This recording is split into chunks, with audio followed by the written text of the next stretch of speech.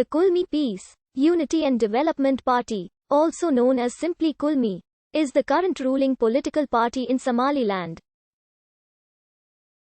The party was founded by Ahmed Mohamed Mohamud in May 2002, ahead of the first municipal elections later that year.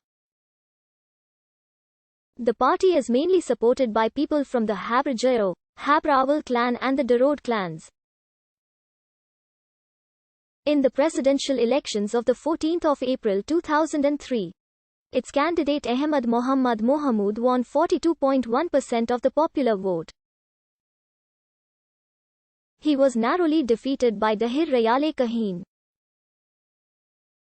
In parliamentary elections held on the 29th of September 2005, the party won 34.1% of the vote and 28 out of 82 seats.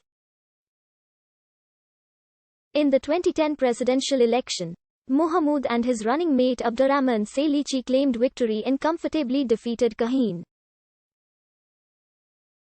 Presidential elections were held in Somaliland on the 13th of November 2017.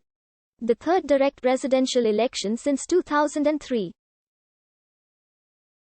General elections had been scheduled to be held in Somaliland on the 27th of March 2017 to elect both the President and House of Representatives, but were initially postponed by 6 months due to the drought condition in the region. The elections to elect the President and Vice President were eventually held separately on 13 November. Incumbent President Ahmed Mohamed Mohamud of the Kulmiye did not run for a second term.